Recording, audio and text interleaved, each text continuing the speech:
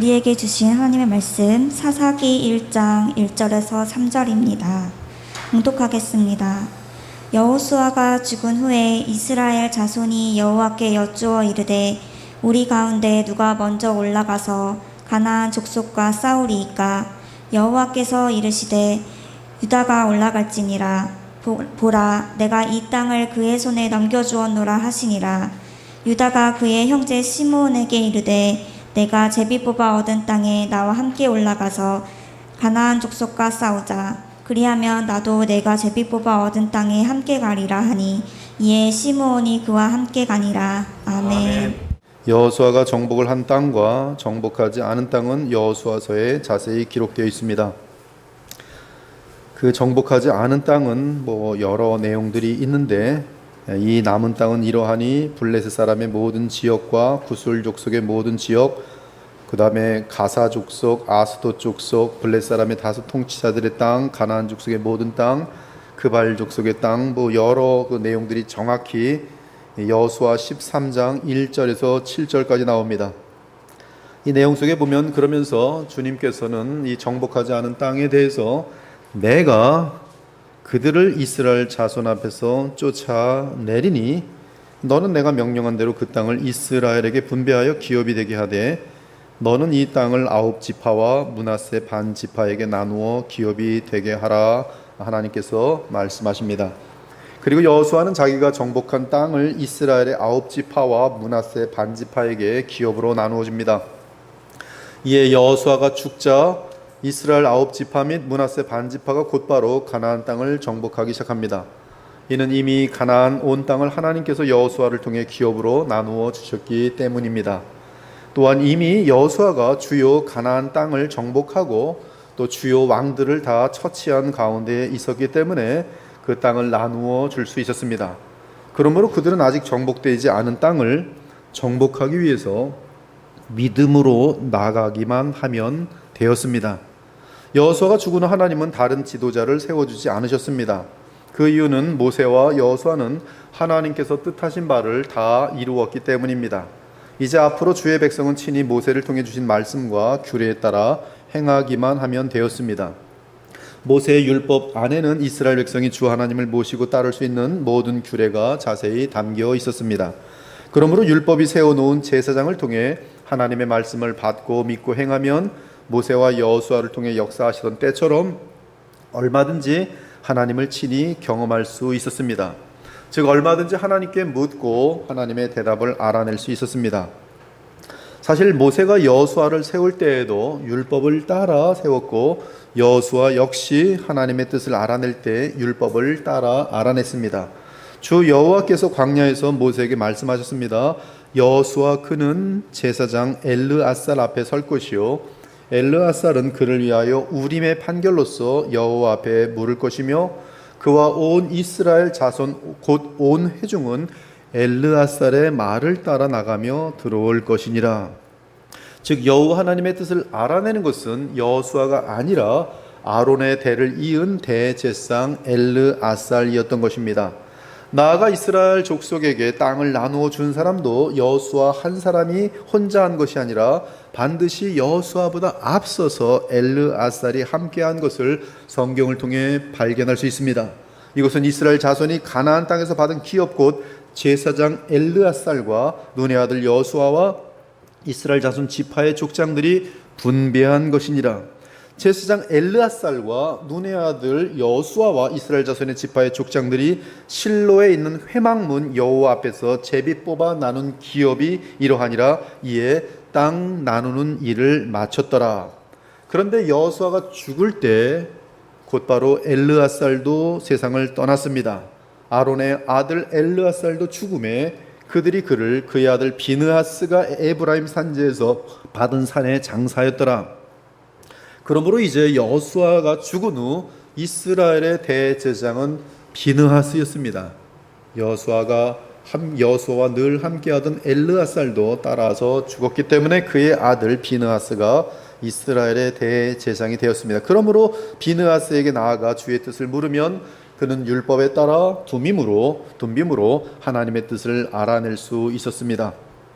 따라서 사사기 1장 1절에서 이스라엘 자손이 여호와께 나아가 우리 가운데 누가 먼저 올라가서 가나안 족속과 싸우리이까라고 여쭙는데 이는 비느하스에게 나아가 물은 것이고 비느하스는 우림과 둠밈을 사용하여 주의 뜻을 알아낸 것입니다. 지금 1절에서 이스라엘 자손이 여호와께 나간 것은 하나님의 말씀에 따라 철저하게 행동하는 이스라엘 백성의 모습입니다. 그러므로 여호수아가 없어도 그들은 주의 말씀을 따라 대제사장 비느하스를 통해 하나님의 인도하심을 받을 수 있었습니다. 하지만 그들에게는 왕과 선지자가 없는 상태입니다. 오직 비느하스 제사장이 있을 뿐입니다. 여호수아는 모세의 뒤를 이은 중보자였기에 모세처럼 왕과 선자의 역할을 감당했습니다. 따라서 모세와 여호수아 때에는 제사장과 더불어 메시아의 삼중직이 다 있었다고 보아야 합니다. 그래서 그런지 이스라엘 백성은 제사장만 있는 상태에서 점차 쇠퇴하기 시작하는 것을 알 수 있습니다.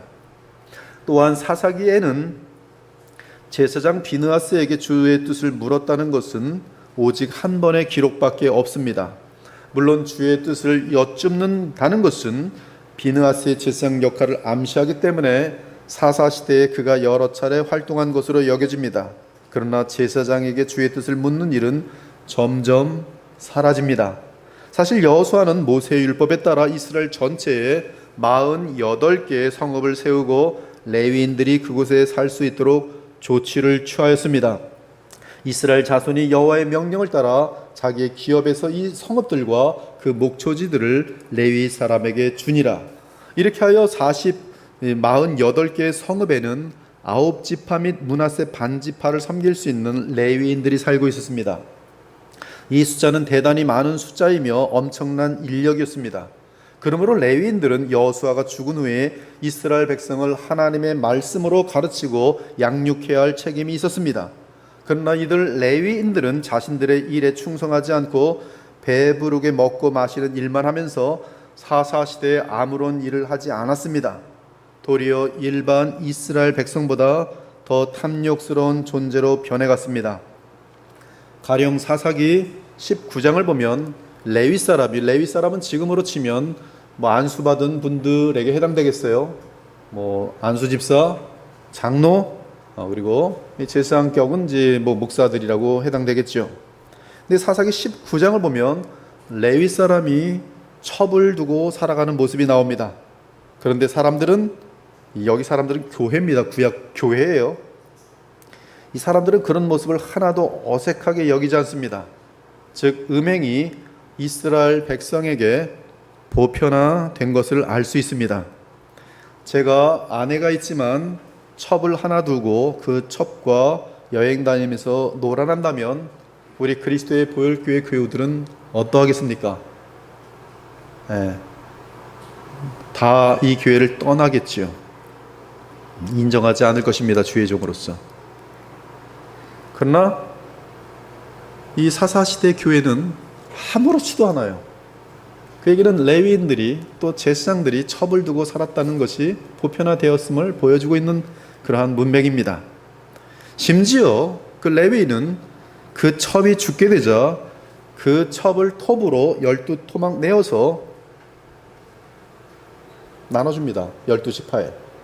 여러분, 제가 첩과 살다가 첩이 죽으니까 첩을 칼로 12토막 내서 여러분들 운영위원회 대표들에게 비닐에 싸서 택배로 보냈다고 합시다.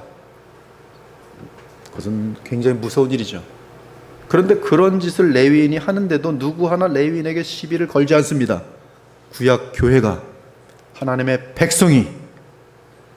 이는 그 당시 레위인들을 비롯한 제사장들의 영적 수준을 한눈에 알아볼 수 있는 모습인 것이, 너무 타락해도 너무 타락했어. 아무튼 사사기가 보여주는 것은 인간은 하나님을 직접 섬기는 데 있어서 하자가 있다는 것입니다. 이에 사사를 세우면 그나마 회복되지만 사사가 죽고 나면 또다시 부패하는 이스라엘 백성을 보게 됩니다. 모세가 있을 때, 여호수아가 있을 때 이스라엘 백성은 주를 잘 따랐습니다. 그러면서 원수들을 향해 큰 승리를 거두었습니다. 그러나 그들이 직접 오직 제사장을 통해 주 여호와 하나님을 섬기게 되었을 때는 어김없이 타락했습니다. 이에 하나님은 그들에게 왕이 있어야 한다는 사실을 알게 하셨습니다. 이후 하나님은 다윗 왕을 세우실 것입니다. 그때 이스라엘 백성은 하나님이 세우신 왕을 따라 크게 번영을 이룰 것입니다. 그러나 다윗 왕이 죽은 후에는 어떤 왕이 이스라엘의 왕으로 세워지느냐에 따라 이스라엘 백성의 운명이 좌우되는 것을 보게 됩니다. 그러므로 하나님은 이스라엘 백성에게 온전한 왕, 흠없는 왕, 다윗처럼 하나님의 마음에 합한 왕이 돼 완전하게 합하고 완전하게 흠없고 또한 영원히 죽지 않는 왕이 필요하다는 사실을 보여주십니다.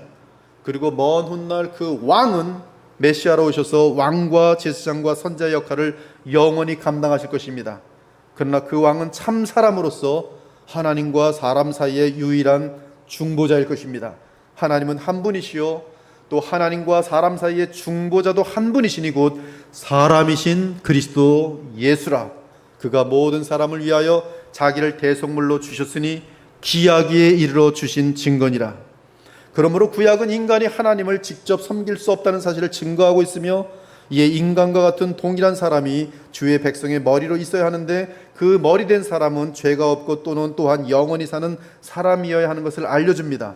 그리고 그 필요를 채운 분이 등장하는데 바로 우리 주 예수 그리스도입니다. 이러한 중보자는 사울 왕처럼 인간이 세운 왕이 아니라 오직 하나님 편에서 친히 세우시는 왕입니다. 그 첫째가 다윗 왕이었으나 죄가 없을 수 없기에 독생하신 하나님이 사람의 몸을 입고 오셔서 참사람이 되시고 죄와는 영원토록 무관한 왕이 되신 분이 우리 주 예수 그리스도입니다.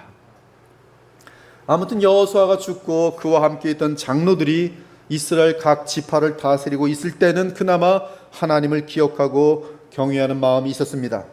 그래서 사사기 1장에는 하나님의 뜻을 묻는 과정이 기록되어 있습니다.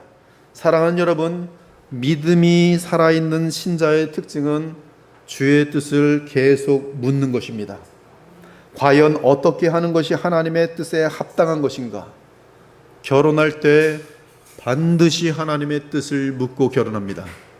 결혼을 주의 뜻 없이 결혼한다는 것은 인생의 가장 소중한 사건을 주님과 상의하지 않고 결정하는 것과 같습니다. 그것은 불신자나 하는 일이. 직장을 구할 때 주님과 상의해야 합니다. 이사를 할 때 주요한 인생의 변화에서 반드시 주의 뜻을 물어야 참 신자입니다.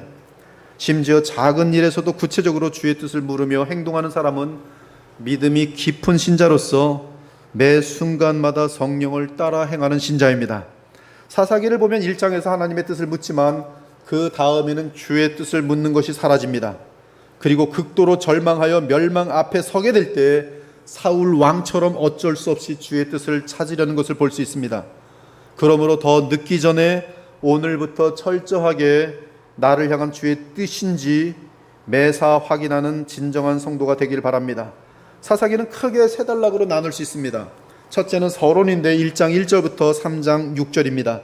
또한 본론은 하나님이 세우시는 사사들의 등장인데 3장 7절부터 16장 31절입니다. 그리고 사사기의 결론은 17장부터 21장입니다.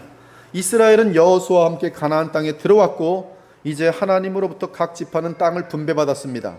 이제 여호수아는 죽고 그들 스스로 하나님과 교통하며 살아야 합니다. 그들에게는 오직 제사장과 모세의 율법이 있었습니다. 그런데 모세 때 분명하게 수십 번 항상 강조하며 누차 말하던 것이 있었습니다. 여호와께서 모세에게 말씀하여 이르시되 너는 이스라엘 자손에게 말하이르라 나는 여호와 너희의 하나님이니라.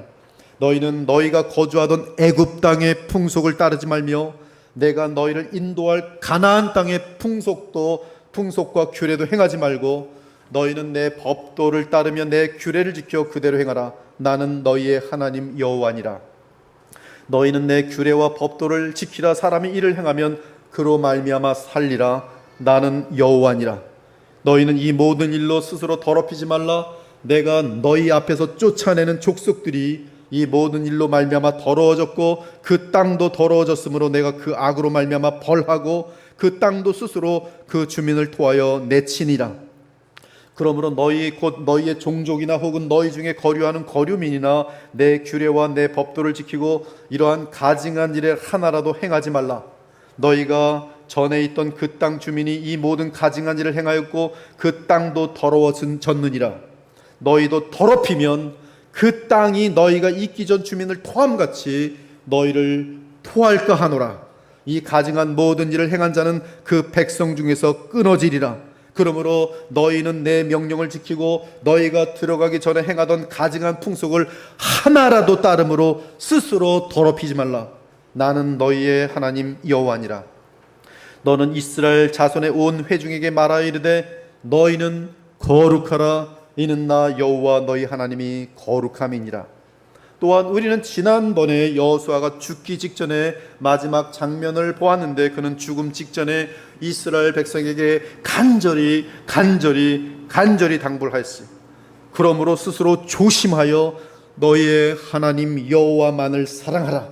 너희가 만일 돌아서서 너희 중에 남아있는 이 민족들을 가까이하여 더불어 혼인하며 서로 왕래하면 확실히 알라. 너희의 하나님 여호와께서 이 민족들을 너희 목전에서 다시는 쫓아내지 아니하시리니 그들이 너희에게 올무가 되며 덫이 되며 너희의 옆구리에 채찍이 되며 너희 눈에 가시가 되어서 너희가 마침내 너희 하나님 여호와께서 너희에게 주신 이 아름다운 땅에서 멸절하리라. 만일 너희가 너희 하나님 여호와께서 너희에게 명령하신 언약을 범하고 가서 다른 신들을 섬겨 그들에게 절하면 여호와의 진노가 너희에게 미치리니 너희에게 주신 아름다운 땅에서 너희가 속히 멸망하리라. 그러므로 이제는 여호와를 경외하며 온전함과 진실함으로 그를 섬기라. 너희의 조상들이 강 저쪽과 애굽에서 섬기던 신들을 치워버리고 여호와만 섬기라. 여호와는 거룩하신 하나님이시요 질투하시는 하나님이시니 너희의 잘못과 죄들을 사하지 아니하실 것임이라. 만일 너희가 여호와를 버리고 이방 신들을 섬기면 너희에게 복을 내리신 후라도 돌이켜 너희에게 재앙을 내리시고 너희를 멸하시리라. 이것이 여호수아가 호흡을 마치며 이스라엘 백성들에게 남긴 유언이. 그리고 그때 우리는 이스라엘 족속의 영적인 상태를 확인했습니다. 그 상태는 이스라엘 역사 가운데 영적으로 최고의 상태였습니다. 그러나 사사기로 들어와서는 이스라엘 족속의 상태는 이스라엘 역사 가운데 최악의 상태로 변합니다. 여호수아가 죽기 직전의 상태는 지혜와 총명으로 가득한 상태였지만 사사기로 들어와서는 가장 어리석고 무지한 상태로 바뀌는 것을 봅니다. 여호수아가 죽기 전에는 온 백성이 믿음으로 충만했는데 사사기로 들어오면 그들의 믿음이 급격히 쇠약해지며 의심으로 가득하게 됩니다. 여호수아 때에는 빛으로 가득한 상태였는데 사사기는 어둠으로 가득한 상태로 변합니다. 여호수아 때에는 밝은 소망으로 충만했는데 사사기는 절망과 낭패로 마칩니다. 그들은 결국 세상 사람들만도 못한 이상한 존재로 변합니다. 그들은 여호수아와 함께 가나안 땅을 힘차게 전진하며 승리하였지만 사사기 때에는 승리가 사라지고 점점 패배가 많아집니다.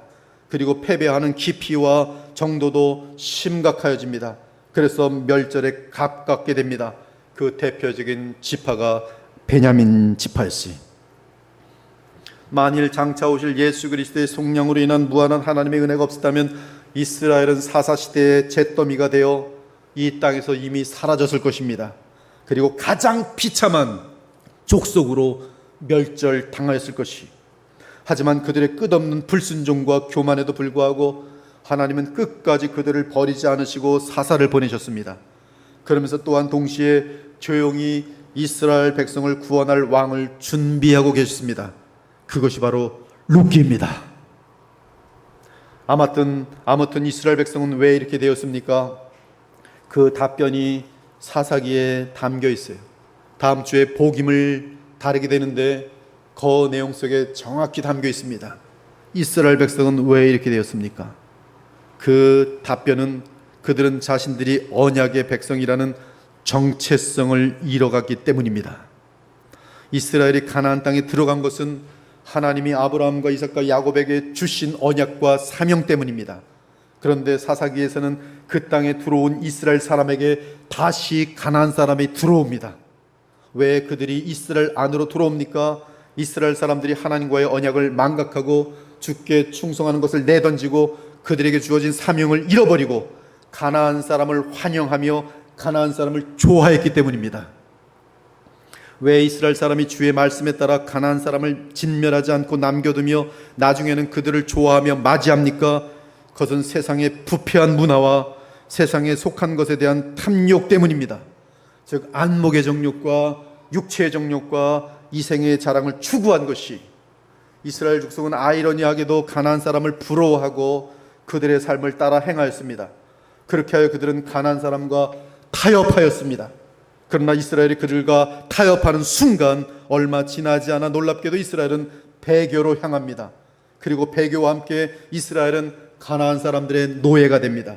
그래서 말로 다 할 수 없는 비참과 시달림을 당하다가 주께 부르짖게 되는 것입니다. 이때 그들에게 주어지는 고난은 그들을 배교에서 벗어나게 하시려는 하나님의 신실하심에서 비롯됩니다. 만일 하나님이 그들을 안일하게 내버려 두신다면 그들은 끝없는 배교로 나아가 이스라엘 자체가 이방 민족과 다를 바 없는 나라가 되었을 것입니다. 그렇다면 하나님의 구원의 경륜은 이스라엘을 통해 이루어질 수 없을 것입니다. 그러나 하나님의 계획은 실패할 수 없으며 그분의 택정함은 취소될 수 없습니다.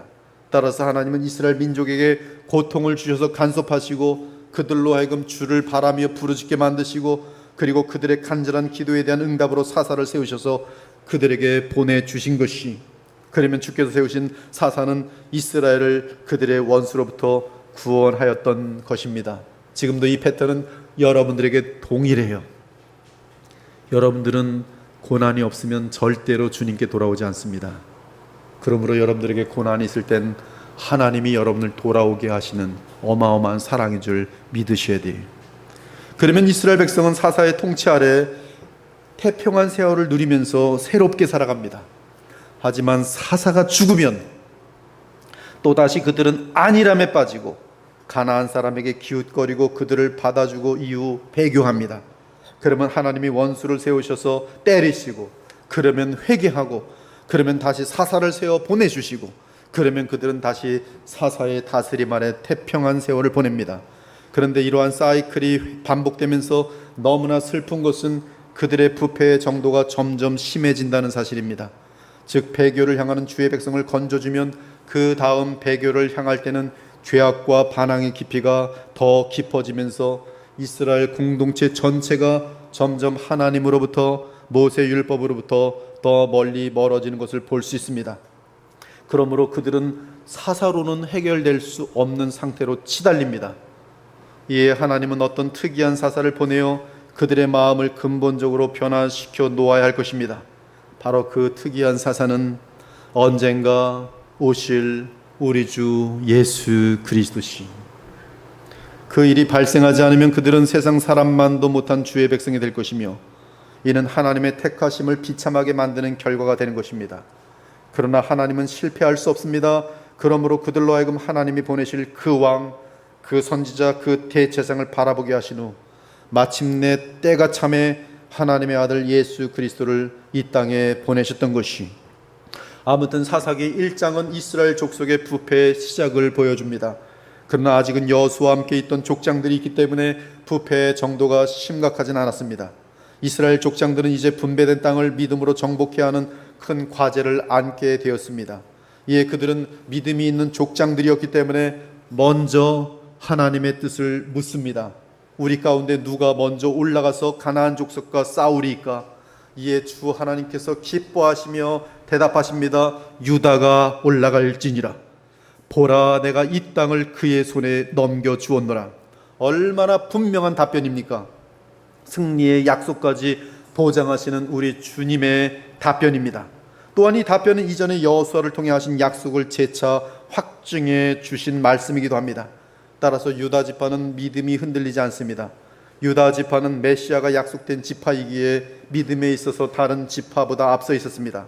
이때 유다는 가장 연약한 시므온을 부릅니다. 그리고 그와 함께 마음을 모읍니다. 하나님께서 기업으로 주신 땅을 서로 지켜줄 것을 약속합니다. 이로 보건대 사사시대 초기는 적어도 유다 지파와 시므온 지파와의 관계가 돈독했을 뿐만 아니라 가나안 정벌에 대한 이 열망으로 서로의 마음도 똘똘 뭉쳐 있었던 것을 알 수 있습니다. 이 하나님은 그들이 믿음으로 행하는 것을 보시고 가나안 땅을 점령하도록 도와주십니다. 이에 4절부터 20절까지는 유다가 믿음으로 행하고 그를 돕는 시므온이 어떠한 복을 받는지를 나열합니다. 하나님이 유다에게 허락하신 승리는 가나안 족속과 브리스 족속과의 전쟁에서의 승리입니다. 여기서 가나안 족속은 시돈과 두로의 베니게 지역 해변가와 요단 강 계곡 및 평원에 살았던 가나안 종족을 가리킵니다. 가나안 땅에는 아모리 족속, 브리스 족속, 가나안 족속, 헷 족속, 기르가스 족속과 히위 족속과 여부스 족속이 있었습니다. 그런데 가나안 족속은 이곳저곳 널리 퍼져 살고 있었습니다. 가나안 족속의 왕 중에는 베색이라는 곳에 아도니 베색이 살고 있었는데 그는 가나안 땅에서 70명의 왕을 잡아삼키고 넓게 땅을 차지한 가나안 족속의 왕이었습니다. 근데 유다 지파와 시므온은 이 왕이 살고 있는 베색을 먼저 공격합니다. 이 베색은 브리스 족속이 있는 땅과 매우 가까운 곳이었는데 유다와 시므온은 베색에서 10,000명을 죽이고 그곳에 살던 아도니 베색 왕을 사로잡습니다. 그리고 곧바로 그곳의 가나안 족속과 브리스 족속을 죽였습니다. 그리고 아도니 베색을 예루살렘으로 끌고 가 거기서 죽이고 또한 예루살렘을 쳐서 점령하고 칼날로 치고 그 성을 불살랐습니다. 여러분, 유다 족속은 지금 굉장히 엄청난 일을 하였습니다. 그러나 유다 족속은 슬쩍 한 가지를 방심하면서 넘어가 버렸어요. 그것을 어떻게 할 수 있는가? 성경 전체를 연구해 보면 정확히 나옵니다. 지금 이 예루살렘을 쳐서 점령하고 칼날로 치고 그 성을, 즉 예루살렘 성읍을 불살랐는데요. 그러나 이 부분에서 유다는 하나님의 뜻을 위반합니다. 사실 예루살렘 성읍은 여부스 족속이 거주하고 있었습니다. 그런데 그 땅은 이미 여호수아가 정복하고 나누어 준 땅입니다. 여호수아 12장 7절에서 10절을 보면 여호수아가 여부스 족속의 땅을 정복하였다고 나옵니다. 심지어 예루살렘 왕을 죽였다고 알려주고 있습니다.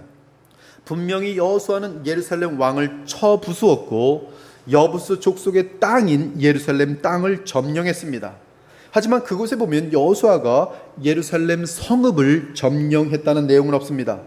따라서 유다 족속은 여호수아가 점령하지 않은 예루살렘 성읍을 아도니 베색을 사로잡았을 때 예루살렘 성읍으로 끌고 가면서 그 성읍을 점령하고 칼날로 치고 그 성을 불살랐던 것이, 즉 하나님의 말씀에 따라 철저하고 완벽하게 예루살렘 모든 땅과 왕과 그리고 성읍까지 불살르고 칼로 죽이고 지금 이제 모든 일을 마무리하는 그러한 내용입니다. 여호수아가 해내온 일 중에 한 가지 안 한 일, 예루살렘 성읍을 파괴하지 않은 일을 유다 지파가 마무리한 것이 어마어마한 것이죠. 그런데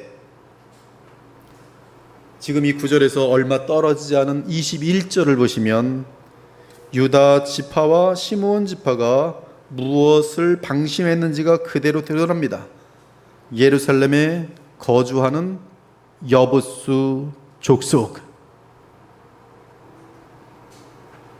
즉 예루살렘 성을 칼날로 칠 때 살아남은 여부스 족속이 있었는데 그들을 철저하게 멸절시키지 않고 내버려둔 것이 누가? 유다 지파가.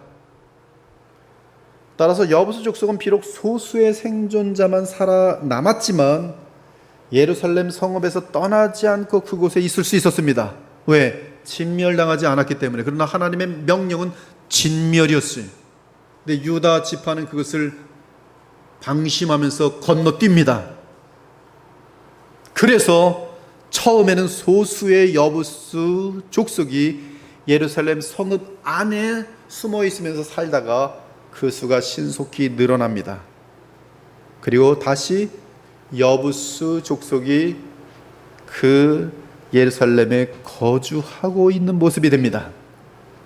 결과가 이렇게 될 줄은 유다 지파는 생각지 못했을 것입니다. 더 무서운 것은 사사기 19장 10절 이하를 보니 여부스 족속의 세력이 다시 커져서 예루살렘 성읍을 장악한 것을 볼 수 있습니다. 사사기 19장 10절 이하 12절까지를 보면 여부스는 곧 예루살렘이라, 그리고 여부스 사람의 이 성읍 즉 예루살렘 성읍에 들어가서 유숙하십시다 하니 주인이 그에게 이르되 우리가 돌이켜 이스라엘 자손에게 속하지 아니한 이방 사람의 성읍으로 들어갈 것이 아니니, 그래서 기부하러 갑니다. 즉 이 지금 사사기 19장에서 나오는 이 문맥은 어떻게 바뀌어 버렸냐면, 예루살렘 성읍은 이스라엘 백성이 전혀 없는 곳이니 거기 가면 위험하고 이스라엘 사람이 살고 있는 베냐민 지파가 살고 있는 기부하러 갑시다라는 얘기. 무슨 말씀이에요? 즉 유다 지파가 잠깐 방심하면 남겨놓은 여부스 그 잔존자가 결국에는 얼마 후에는 여부스 성읍을 다시 완벽하게 차지하고 있다는 말씀이. 베냐민 지파는 여부스 족속을 무찌르지 못합니다.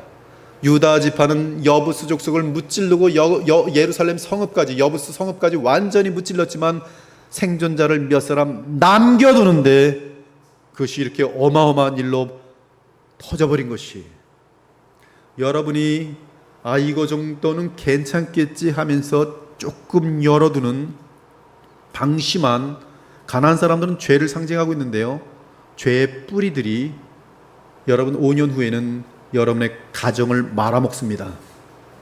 여러분이 양심을 살짝 어기면서 저질러놨던 작은 죄악이 잊어먹고 살아가는데 나중에 보니까 큰 거인이 되어서 여러분의 삶을 망쳐버립니다. 여러분이 이 정도의 거짓말들은 다들 하겠지 하면서 조금씩 거짓말을 하며 살았는데 어느새 그 거짓말들이 여러분들을 수군거리는 자로 만들고 여러분이 만들었던 거짓말이 나중에 돌아오는데 여러분의 인생에 설 수 없는 곳으로 만들어버리는 것이, 즉 사사기 말기에 해당되는 이 예루살렘 성읍 전체가 여부스 족속에 속하여진 것을 확인할 수 있어요. 그리고 그 상태는 다윗 왕이 즉위할 때까지 여부스 성읍 즉 예루살렘 성읍은 계속 여부스 족속이 차지하고 살아갑니다. 차지하고. 만일 유다가 방심하지 않고 주의 말씀에 따라 철저하게 여부스 족속을 예루살렘 성읍에서 전부 몰아냈다면 훗날 이스라엘 백성에게 어려움이 없었을 것이, 유다 지파는 또한 산지와 남방과 평지에 거주하는 가나안 족속과도 싸워서 다 물리치고 그 땅을 점령했습니다. 그러므로 19절을 보면 여호와께서 유다와 함께 계셨으므로 그가 산지 주민을 쫓아내었다고 알려줍니다. 이때 남방에 있는 가나안 족속을 멸하는데 큰 공을 세운 사람은 갈렙입니다. 그리고 갈렙은 기럇 세벨이라는 곳을 점령한 사람에게 그의 딸 악사를 아내로 주겠다고 말합니다. 이에 갈렙의 조카인 온니엘이 기럇 세벨을 점령함으로 갈렙의 딸 악사를 아내로 맡게 됩니다. 갈렙의 딸 악사는 그의 남편이 될 온니엘이 점령한 땅의 일부를 아버지 갈렙에게 요구합니다. 그러므로 갈렙은 당연히 줄 수밖에 없었고 심지어 악사는 할당받은 땅의 샘물도 요구합니다.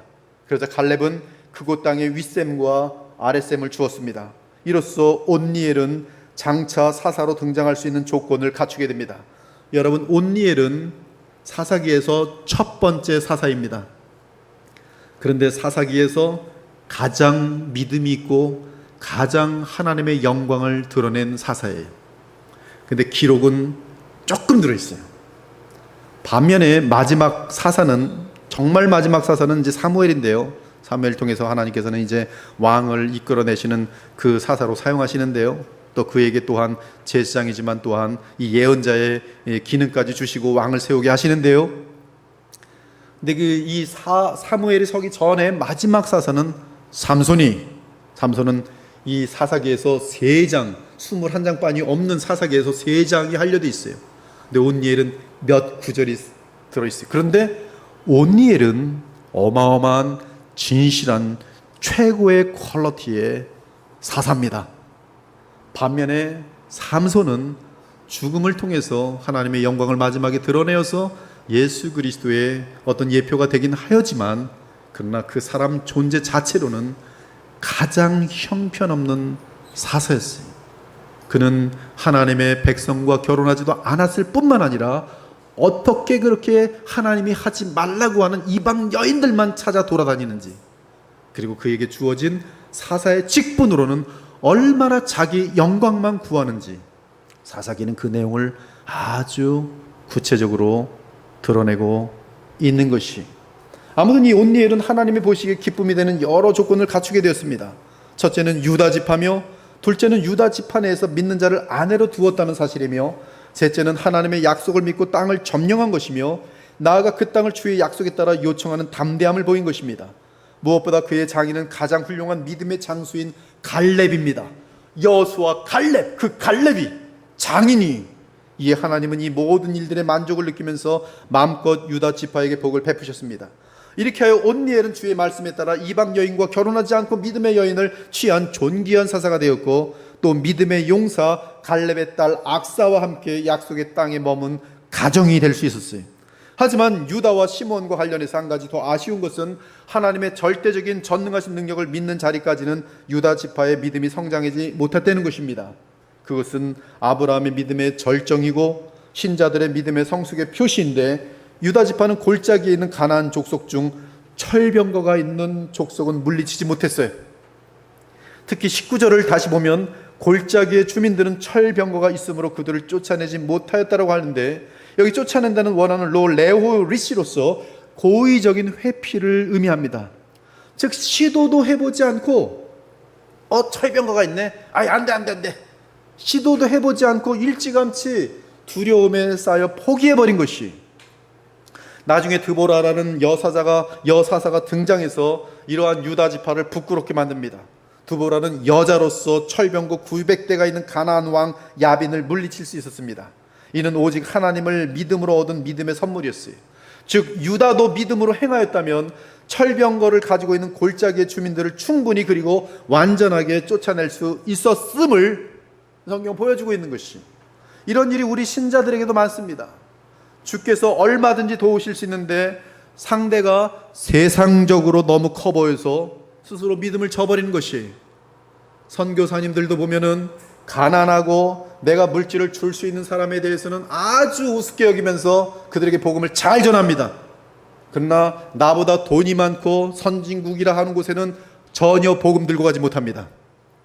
크리스찬들도 보면은 나보다 학벌이 떨어지고 나보다 돈이 없는 사람들에게는 예수 믿으라고 막 명령하는 듯이 얘기합니다. 그러나 자기보다 학벌이 높고 세상적으로 뛰어난 사람들에게는 말 한마디 하지 못합니다. 이것이 지금 유다 지파가 철병거가 있는 그곳을 뚫지 못하는 불신앙이,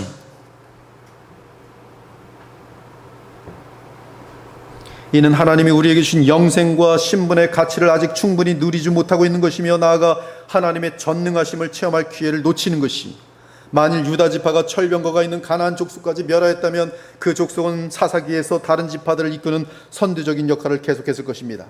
아무튼 갈렙은 여호수아가 죽은 이후까지 살아서 유다 지파가 주 앞에 서도록 하는 일과 분배된 가나안 땅을 정복하도록 하는 일에 큰 기여를 했습니다. 특히 갈렙은 헤브론에서 돌연변이 거인들인 아낙 자손 셋의 아이만 달메를 죽였습니다. 이는 갈렙이 85세 이상의 노령임에도 불구하고 오직 믿음으로 세상의 두려움을 이겨내고 주 앞에 담대하게 선 것을 증거하는 내용입니다. 이제 베냐민 지파는 예루살렘 근처의 땅을 배분받았는데, 그곳에는 여부스 족속이 있었는데 쫓아내지 못하였어요. 유다 지파가 쫓아냈으면 베냐민 지파가 슬쩍 먹었을 텐데 쫓아내지 못했는데 조금 남았었는데 좀 힘을 갖고 있으니까 이 베냐민 지파가 아직까지는 지금 힘이 없는데 그 여부스 족속을 쫓아내지 못하였어요. 그러자 여부스 족속은 베냐민 지파와 함께 거주하며 예루살렘에 그대로 머뭅니다. 앞에서 언급한 것처럼 만일 유다가 예루살렘 성읍을 칠 때 여부스 족속을 잔멸하거나 내쫓았다면 베냐민 지파도 땅을 차지했을 가능성이 있었을 것입니다. 아무튼 유다든 베냐민이든 여부스 족속 및 예루살렘 성읍과 관련하여 철저하게 믿음으로 행하지 않으므로 이제 여부스 족속은 예루살렘 성읍에 거하면서 이스라엘 백성이 성적으로 영적으로 부패하는 데 큰 영향을 끼치게 됩니다. 이들이 그 여부스 사람들이, 이스라엘 가장 더럽힌 족속이 여부스 사람들입니다. 동성애까지도 끌어들이게 만든 것이 여부스 사람들이 예루살렘을 차지하고 있는, 그들이 언제까지 이스라엘 백성을 연약하게 만드냐 하면 그 땅에 거주하는가 하면 사사 시대가 마치고 다윗 왕이 등장하여 여부수 족속을 쳐부수는 그날까지 무려 390년 동안 예루살렘 성읍 및 그 땅을 차지하게 됩니다. 만일 유다 지파 또는 베냐민 지파가 곧바로 믿음으로 여부수 족속을 무찌르고 예루살렘 성읍을 정복하고 그들을 쫓아냈다면 사사 시대의 부패는 상당히 더디었을 것입니다. 그 이유는 여부수 족속은 예루살렘 근처의 기브아 사람들에게 지대한 영향을 끼쳤기 때문입니다. 이 기브아는 베냐민 지파가 몰려있던 성읍이었습니다. 만일 베냐민이 여부수를 무찌르고 예루살렘 성읍 및 그 땅을 차지했다면 그 성읍은 일찍이 이스라엘 백성의 성읍이 되었을 것이, 그러나 사사시대의 베냐민은 예루살렘 땅에서 여부수 족속을 정복하지 못하고 마지막에 다윗 왕이 즉위한 다음에 그 땅을 정복했습니다. 그래서 다윗이 그 땅을 정복하고 시온 산성이라 하였고 다윗성이라 불렀더라. 이렇게 신속하게 주의 명령을 받들지 않을 때, 또는 철저하게 주의 명령을 받들지 않고 일부러 뭔가를, 아니면 방심하여 뭔가를 남겨두었을 때, 또는 나중에 주의 명령을 다시 받들고자 할 때, 그것은 그 명령을 지키는 것은 점점 어려워집니다. 그래서 결국 불순종으로 남게 되고, 그러한 불순종은 주의 백성을 잡아삼키는 무서운 세력으로 다시 커지게 되는 것이, 그러므로 우리는 주의 뜻을 자명하게 할 때 무조건 곧바로 속히 철저하게 순종하는 것이 지혜 중에 지혜예요. 오늘 말씀을 듣고 기도 가운데 내 마음속에 정리해야 될 것이 생각나면 내일 정리하자고 마시고 오늘 해야 돼요. 오늘 못하면 내일 가면 아니야, 며칠 더 기다려. 그 다음엔 한 달 후에 해야지. 정리는 하긴 할 거예요. 언제? 미루는데 죽는 그날까지 가게 돼요. 22절에 보니 요셉 가문에 대해 말합니다. 요셉 가문은 므낫세 반지파와 에브라임 지파가 있는데 주께서 그 두 지파와 함께 하셨어요. 요셉 가문도 베델을 치러 올라가니 여호와께서 그와 함께 하시니라. 이때 므낫세 반지파와 에브라임 지파는 한마음으로 그들에게 분배된 땅 베델을 공격했습니다. 이는 믿음으로 행한 것이, 이에 하나님께서는 요셉 가문과 함께 하셔서 그들로 베델을 차지하게 됩니다. 사랑하는 여러분, 제가 지금까지 인생을 살아오면서 두 가지를 알 수 있어요. 두 가지를 정확히 알고 있습니다. 제가 믿음으로 행한 것들, 심지어 나의 모든 것을 걸고 주님께 나의 모든 것을 맡기면서 정한 결정들마다 나의 인생 가운데 이 결정은 훗날까지도 그렇게 많은 도움과 유익을 주고 있어요. 신기합니다. 신기해요. 야, 그때 옛날 과거에 순종했던 것이 그냥 평생 따라다니면서 그 사람을 도와요. 한두 가지가 아니에요. 그런데 불순종했던 것들도 따라와요. 그때 그 불순종한 게 아직까지도 저렇게 열매를 맺는구나. 감사한 것은 주님께 회개하는 마음으로 계속 주께 나아가면 불순종한 것들이 따라오다가 멈춰요. 근데 주님께 순종한 것은 멈추는 일이 없어요. 끝까지 갑니다. 신기해요. 여러분, 순종하는 것은 보통 아름다운 100배, 1000배, 만배의 열매를 가져옵니다. 순종하셔야 돼요. 이 지금 요셉 가문의 순종은 베델을 얻게 되는데, 베델이 무엇으로 바뀌냐면 놀랍게도 제사 드리는 장소로 바뀝니다. 하나님께서 이 요셉 가문의 믿음으로 행한 거기에 열매를 맺으시는데, 사사시대는 바로 그 베델에 와서 하나님을 만나는 장소가 되버려요. 가장 거룩한 장소가 됩니다. 사사기 20장 28절, 그때는 하나님의 언약궤가 베델에 있었고, 즉 이스라엘의 땅이, 베델이 이스라엘 땅이 됨으로 말미암아 거기에 여호와의 장막이 서고 여호와의 언약궤가 거기 머물게 되는 영광을 얻게 되는 것이, 아론의 손자인 엘르아살의 아들 비느하스가 그 앞에 모시고 섰더라. 하지만 므낫세 지파는 여러 성읍을 쫓아내지 않습니다. 그러자 가나안 족속이 결심을 하고 그 땅에 거주합니다. 이 뜻은 므낫세 지파가 그들을 쫓아낼 의지가 별로 없었다는 뜻이, 여러분, 가나안 족속으로 상징되는 이 여러 가지 죄악들, 죄악입니다. 음란, 미움, 시기, 무슨 거짓말, 온갖 죄악들이 지금 이 가나안 이 족속들의 그 여러 종류로 지금 우리에게 상징적으로 지금 와우 있는데요. 그들이 여러분들이 그것을 쫓아내지 않는 이유는, 쫓아낼 수 있습니다. 하나님의 자녀이기 때문에 쫓아내지 않는 이유는 쫓아낼 의지가 없다 말씀해주고 있어요. 또한 에브라임 지파는 게셀에 거주하는 가나안 족속을 쫓아내지 않습니다. 그러자 가나안 족속이 게셀에서 그들과 함께 거주하며 함께 살아갑니다. 이는 에브라임 지파는 그들을 쫓아내기를 싫어했다는 것이, 여러분 삶에 왜 죄가 떠나지 않습니까? 여러분의 인생을 가장 비참하게 만드는 죄가 평생 쫓아다니는데 왜 그 죄를 쫓아내지 않습니까? 그 죄를 싫어하지 않기 때문에 그래요. 정말로 잘라낼 의향이 없기 때문에 그래요. 주일날 말씀을 들을 때는 그렇지, 이것이 나를 인생을 망칠 가능성이 상당히 높은데 빨리 잘라내야지, 에이 어떻게 잘라지겠지, 의지가 없는 것이, 이렇게 좋은 걸 왜 잘라, 나중에 더 내가 성령이 충만해지고 믿음이 깊어지면 그때 잘라야지. 이 사람은 성령 충만해지지도 않고 믿음 커지지도 않습니다. 그것 때문에 스불론 지파는 기드론과 나할롤 주민을 쫓아내지 않습니다. 이에 가나안 족속이 그들 중에 거주하며 노역을 합니다.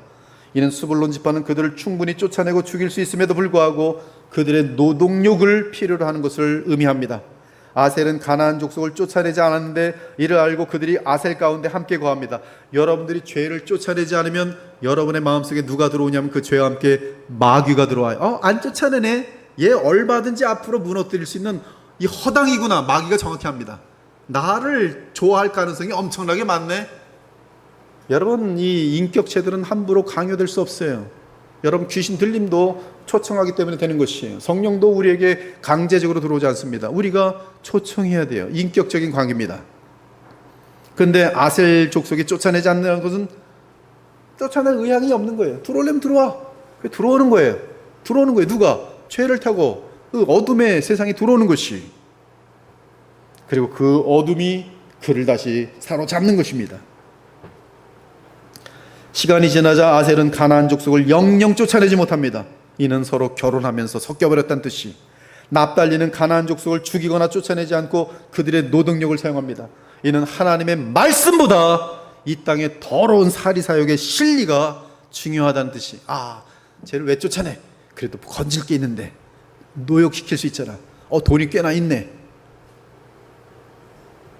이것 때문에 다 망하는 것이, 하나님께서 이 주의 백성에게 주시려는 그 어마어마한 영광들과 축복들, 영원한 만족들을 다 놓쳐버린 이유는 그 썩어 빠질 몇 푼 안 되는, 마치 에서처럼 팥죽 한 그릇에 하나님의 영광을 다 팔아먹는 그 일을 우리가 되풀이하기 때문인 것이, 단 자손은 그들에게 할당된 땅에 사는 아모리 족속을 쫓아내지 못하는 정도가 아니라 아예 아모리 족속이 그들을 우습게 여깁니다. 여러분, 죄는 여러분들을 정확히 알고 있어요. 사탄은 여러분을 정확히 알고 있습니다. 사탄이 으르렁거렸을 때 꼼짝 못하면 그 다음부터는 꼼짝 못해요. 탁 쳐왔더니 예배 지금 못 가, 기도는 지금 추워서 안 돼, 성경 안 읽어.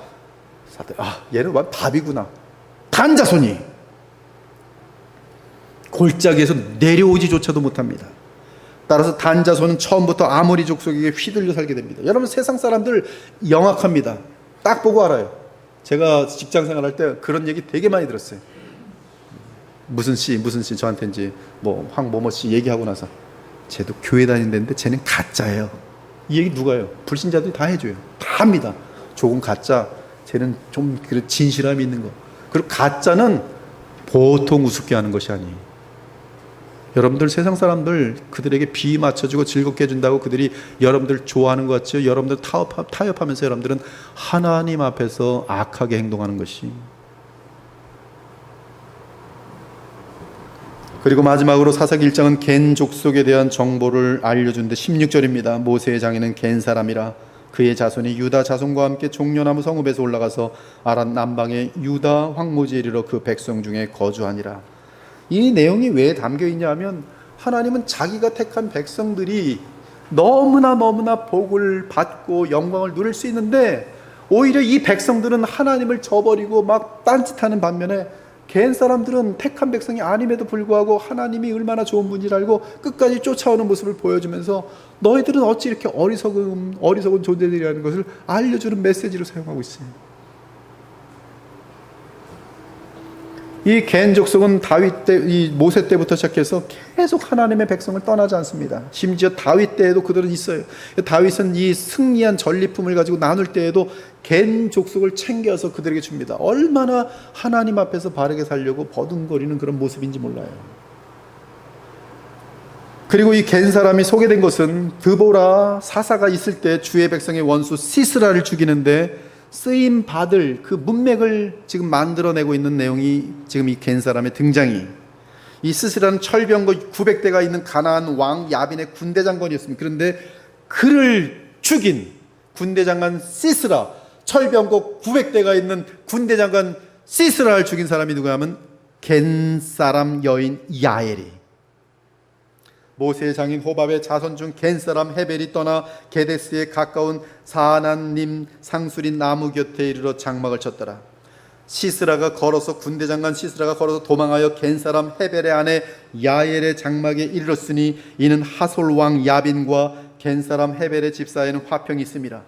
그가 깊이 잠드니 헤벨의 아내 야엘이 장막 말뚝을 가지고 손에 방망이를 들고, 말뚝 그리고 방망이를 들고 조용히 시스라에게 가만히 가서 그 말뚝을 시스라의 관자놀이에 자고 있으니까 거기다 대고 빵 하고 때리니 말뚝이 꿰뚫고 땅에 박히니 가나안 왕 야빈의 철병거 900대가 있는 군대 장관 시스라가 그의 이 템플 관자놀이가 뚫리면서 기절하여 죽으니라.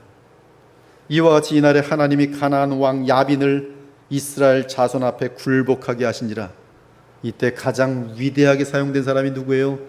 겐 사람 야엘 여자예요. 그는 사사도 아니고 아무것도 아닌데 주님을 바라보는 그 마음 가운데 하나님의 백성들을 위하여 어마어마하게 위대하게 쓰임받을 수, 그 어떤 사사에 못지않게 위대하게 쓰임받는 장면을 보여주고 있는 것이, 사랑하는 여러분, 신자가 믿음으로 살지 않을 때 세상 사람들은 그들을 한심하고 연약한 존재로 여깁니다. 그래서 믿음으로 살지 않는 신자는 세상의 힘을 가진 세상 사람들에게 휘둘리고 연약한 존재가 됩니다. 제가 직장 생활할 때 한번 얘기했는지 모르겠는데 서울대 졸업한 친구 하나가 같이 이제 저랑 같은 방에 있었어요. 근데 시시껄껄 무슨 뭐 기독교를 욕하고 심지어 뭐 예수가 어쩌고저쩌고, 제가 화가 났을 때 그 당시에는 좀 지금은 안 그러는데 굉장히 그 어떤 예리했나 봐요. 제 눈소를 보더니 막 도망갔어요. 정말 도망갔어요. 그리고 다시는 제 앞에서 예수님 흉을 보지 못했습니다. 여러분들 그런 모습이 가끔 있어야 돼요. 우리가 주님을 사랑하는데 감히 내 앞에서 뭐 예수가 기독교가 어쩌고 할 때 왜 말 한마디 못하고 멍청하게 있습니까? 뭐 나에 대해서 건드릴 때는 팔끈하면서 얘기하면서 왜 예수님에 대해서, 하나님의 나라에 대해서 수치스러운 얘기를 할 때 가만히 있어요? 얘기해 보세요. 확실하게. 그들 절절 맵니다. 신자가 주의 말씀을 순종하는 것보다 세상 사람들이 가지고 있는 돈이나 미모나 권력이나 인기를 탐함으로 그들과 타협할 때 결국 세상 사람들에게 짓밟히는 신세가 되는 것이, 사사기를 보면 가슴이 많이 아픕니다. 주의 영광을 위해 거룩한 전쟁을 치른 이스라엘 백성이 썩어질 것 때문에 결국 내전을 치르며 서로 죽이는 이 천박한 백성이 되는 것을 봅니다. 어떻게 그토록 하나님은 약속에 신실하신데 이스라엘 백성은 끝까지 하나님을 저버리는지 안타깝습니다. 그들은 영적인 승리로 시작해서 하나님을 배신하는 배도로 달려갑니다. 그들은 그리스도의 보혈로 값주고 사신 바 되어 마땅히 영광스럽고 존귀한 하나님께 무릎 꿇고 예배해야 되는데 주님을 섬기기보다 도리어 어느새 더러운 정욕과 무질서를 상징하는 이 바알과 아스타롯 이방신들에게 무릎을 꿇는 모습이, 여러분들이 사사기를 볼 때 야 이놈들 참 나쁘다 하지만 사실은 여러분들도 마찬가지. 돈, 권력, 세상의 인기, 좀 이쁘다 하는 뭐 이성들, 눈 씩씩 돌아가는 것들 다를 바 없어요. 조금만 어려우면 예배부터 관두고, 시간이 바쁘면 성경 읽는 것부터 관두고, 기도하는 일 전혀 없고, 그들은 풍요롭고 아름다운 약속의 땅 가나안에서 얼마든지 한없이 행복하고 풍성하며 복될 수 있었건만 도리어 스스로 자멸하는 길을 택합니다. 심지어 주 하나님께서 세우시는 사사들도 점점 자질과 성품에 있어서 한없이 청박해지는 것을 발견하게 됩니다. 그래서 사무엘이 등장하기 전에 마지막 사사 삼손은 우리에게 참으로 부패한 모습을 보여주는 것이, 그는 이방 여인들과 음행하는 삶을 살았고 자기 영광만을 추구하는 사사로 장치 정체를 드러내요. 그리고 결국 더 이상 사사가 세워지지 않고 이에 이스라엘 백성 전체는 끝없는 부패로 나아갑니다. 그 부패가 어디까지 가는가 하면 하나님은 없고 자기 소견에 옳은 대로 행하는 주의 백성의 자리까지 갑니다. 즉 세상 사람들과 동일한 주의 백성, 나아가 하나님의 율법이 전혀 먹혀들지 않은 하나님의 율법에 대하여 완벽하게 무지한 주의 백성의 공동체, 더 나아가 무법사회를 구성하는 주의 백성을 만나게 됩니다. 그래서 영적으로, 사회적으로, 도덕적으로, 종교적으로 아무런 기준 없이 자기 멋대로 살아가는 소위 엉터리 하나님의 자녀들을 만나볼 수 있어요. 저는 이 엉터리라는 단어를 굉장히 조심해서 끄집어냈어요. 가짜라고도 말하지 않았으며 그들은 진짜라고도 말하지 않았어요. 그냥 엉터리들이, 엉터리 교회, 엉터리 신자들이, 그들은 그런 상태에서 하나님 앞에 가장 무서운 죄악을 저지릅니다. 그것은 그들이 쫓아내고 점령해야 했던 가나안 족속들과 거의 동일한 존재가 되어버린 것이, 즉 하나님이 없는 사람들과 하나님이 없는 공동체가 되어버린 것입니다. 그런데 겉모양은 하나님의 백성입니다. 겉모양은 하나님의 교회입니다. 하지만 사사기는 한없이 부패하는 이스라엘 백성을 보여주기 위한 것이 아닙니다. 그러한 부패한 이스라엘 백성을 끝까지 저버리지 않는 주 하나님을 보여주기 위한 것이, 심지어 폐교에 이른 이스라엘 백성, 이제는 회복이 불가능한 이스라엘 백성을 어떻게 다시 회복시키시는지, 그러한 전능하시고 사랑과 은혜와 자비가 무한하신 여호와 하나님을 보여줍니다. 왜 하나님은 그들을 버리지 않으시고 그러한 무한한 자비와 사랑과 은혜를 끝까지 베푸십니까? 그것이 사사기가 보여주려는 가장 큰 주제인 것이, 그 답은 아브라함과 이삭과 야곱과 맺은 은혜 언약 때문입니다. 그리고 그 언약의 실체가 이 땅에 나타나게 되는 우리 주 예수 그리스도의 십자가와 그분의 부활의 권능 때문입니다. 즉 이스라엘 백성을 일으키는 것은 그들 스스로의 힘이 아니라 오직 하나님의 열심이며 하나님의 은혜인데, 그 근거는 무한한 하나님의 어린 양이신 예수 그리스도의 속량과 그분의 부활의 권능에 있음을 알려주기 위해 있는 것이, 그러므로 우리는 사사기를 보며 나의 실패하는 모습과 더없이 부패해지는 내 자신의 모습을 보면서 이스라엘 백성과 공감을 갖게 되지만, 놀랍게도 이러한 상태에서 벗어날 수 있는 길이 내게 없고 오직 주께서 보내신 하나님의 아들 주 예수 그리스도의 십자가와 부활 승천하셔서 지금도 성령을 보내시는 우리 주 예수 그리스도, 그 은혜와 진리에 있다는 사실을 정확하게 보여주고 있는 것이 사사기의 주제인 것이, 즉 사사기는 그리스도 예수 없이는 그 누구도 부패의 길에서 예외일 수 없지만, 그러나 하나님의 무한한 자비와 은혜와 진리가 나타나는 그리스도 안에서 새 언약을 붙드는 자들은 그가 어마어마하게 부패하고 일어나기가 불가능해 보이는 십자가의 그 강도와 같은 존재라 할지라도, 복음으로 말미암아 십자가의 은혜로 나타난 그 은혜는 그들을 일으켜 세우며 완전히 다른 사람들로 변화시키는 그 실체가 바로 십자가의 속량과 성령의 역사란 사실을 자명하게 보여주고 있는 것이, 여러분들은 이미 그 실체가 이루어진 가운데 시대를 살아가고 있어요. 그러므로 여러분들에게는 주님만 믿으면 승리는 보장되어 있고 여러분의 마음은 반드시 변화되도록 되어 있으니 그것이 복음이고, 사사기가 우리에게 성경 전체와 함께 어울리며, 그 첫째는 다윗 왕이지만 궁극적으로는 다윗 왕의 그 후손 우리 주 예수 그리스도 안에서만이 하나님을 정령 기쁘게 할 수 있는 변화가 있음을 우리에게 알려주는 것이 사사기를 통해 주시는 복음의 세계인 것이. 오늘도 내게는 소망이 없고 오직 주 예수 그리스도께 무한한 확실한 소망이 있음을 확인하면서 우리 마음속에 우리의 참된 구세주여 왕이여 영원한 대제사장이여 말씀이여 영원한 참된 사사이신 예수님을 붙들고 새롭게 다시 일어서시는 저와 여러분 되시기를 우리 주 예수 그리스도의 이름으로 축원합니다. 아멘. 주 하나님 감사합니다. 오늘 사사기의 백성의 방불한 저희들을 긍휼히 여기시고 우리에게 보내신 예수 그리스도로 말미암아 우리는 사사기에 반복되는 사이클의 그 늪에서 완전히 벗어날 수 있음을 알려주신 것을 감사합니다. 이제 생명의 성령의 법으로 주와 동행하며 승리하는 삶을 사는 하나님의 부활의 능력으로 사는 하나님의 자녀들이 다 되게 하셔서 이 세상이 아무리 어두움 가운데 있다 할지라도 저희를 통하여 그리스도 안에서 나타나는 그 빛으로 마음껏 주님 오시는 그날까지 빛을 바라며 살 수 있는 하나님의 용맹한 자녀들이 다 되게 하여 주시옵소서. 그리스도의 보혈교회가 이 시대에 복음의 권능 때문에 주의 영광을 크게 드높이며 큰 광명의 빛 대신 예수 그리스도를 전하는 아름다운 교회가 되게 하여 주시옵소서. 살아계신 우리 주 예수 그리스도의 이름으로 기도 올렵나이다. 아멘.